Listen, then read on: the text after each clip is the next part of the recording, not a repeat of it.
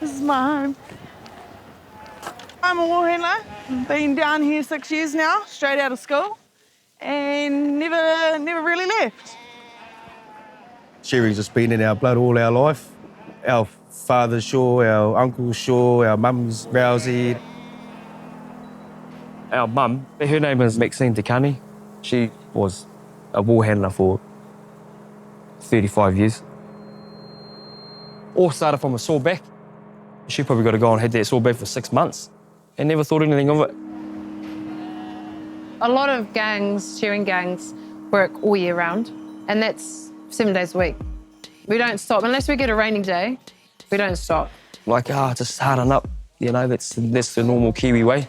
We don't know if we're working until 5 o'clock in the morning, and the doctors and that are booked out, 2 or 3 weeks in advance. Finally got seen by a doctor, had a few tests, and then obviously, I don't know, a week later, however long it takes, no, you've got cancer. You better come in and you better start this journey. This is a huge event, yeah, 36 hours pretty much, where everyone's sharing their hearts out.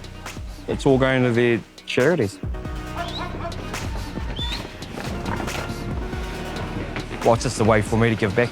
My old lady's got terminal cancer, and the only thing I know to do is shear sheep, and shear them fast. Yeah. The system's been designed for people who can afford to go to the doctor, who have a doctor. So for many of our wahine, the service is not available. It's an hour and a half away.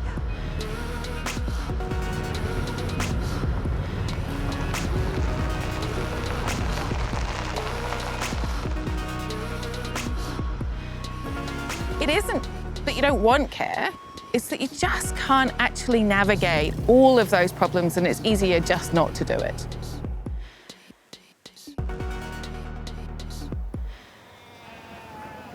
Pretty much every cervical cancer is formed by a virus called the human papillomavirus, and that gets into the cervix. Quite often, the human body's amazing. It can actually throw off that infection, so it can resolve. But in a number of cases, that won't happen. And it will get established, and it will just keep growing and growing. And the longer it's there, the more likely the chance is that it will transform into cancer. What we're changing to is looking for the virus directly. We have a test that we can use instead of using a speculum, which is, let's face it, really uncomfortable at best. Women or people with a cervix can visit the GP, they can say it's time for your test, so you can do it yourself, and then that swab is taken away. We've been talking to women. They say it's empowering. They say they feel more in control. It's a game changer.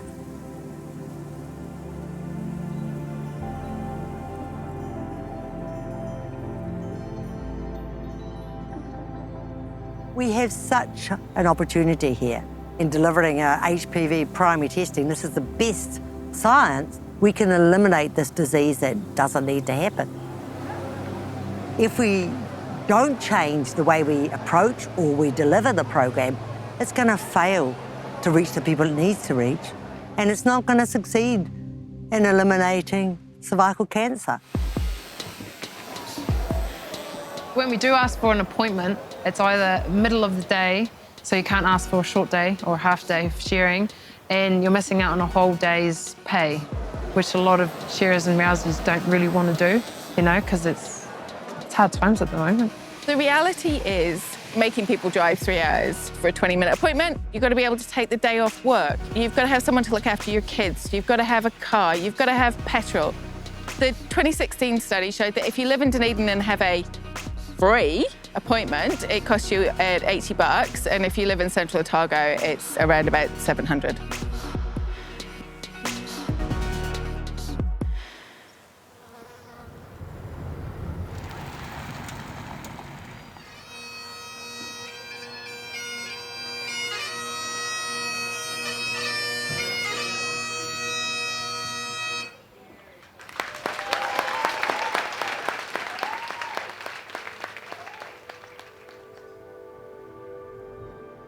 My old lady, she's going through way more than whatever I've got to suffer tomorrow or the next day.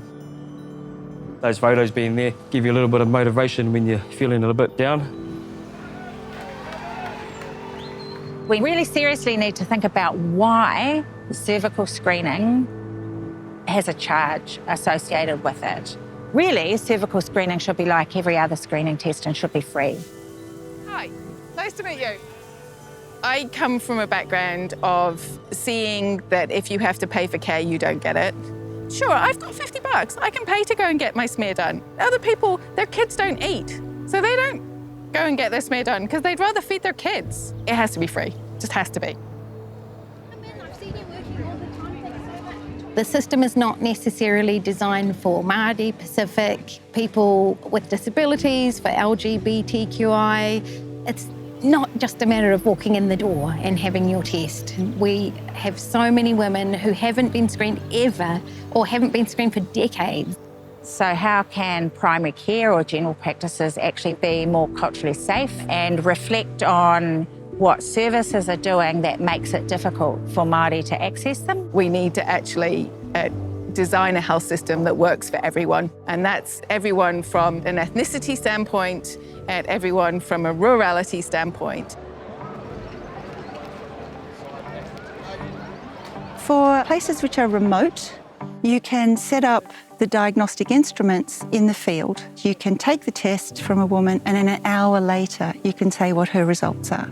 So it's a very quick turnaround. So the point of being here at a community event is Jo will run the point of care tests. She'll get the result in an hour. Hopefully the person's still here. And if they're positive, I'll ring them or text them and say, come back for your colposcopy and we'll do it there and then. I went through the bus myself this morning and I've done the swab, had an abnormal result, had the biopsies, and it's all done in like a couple of hours. You can do postals, but the reality is that it works best face-to-face. Mailing out is not as effective for getting returns. And that's the experience around the world too.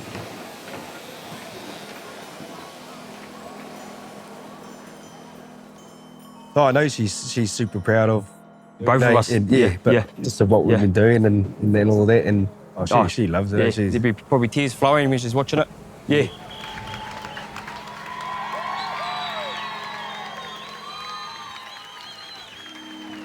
she's extremely used to the family. She's probably like the rock of the family, and you know, she's the auntie you need when when you need to be picked up. She's the grandma that you need to do this, do that. She's the mum you need when you haven't got lunch. She's just everything. Yeah. She plays a huge part, probably the biggest part. Yeah, definitely. This is the bit where I start to cry because we want to think of cervical cancer as something like polio from way back. We want to be in a place where we can say, remember that really awful cancer that used to kill our wahine? It's gone now. We can get rid of it. Oh yeah, that's the van. All right. So what's our success? No wahine ever gets cervical cancer.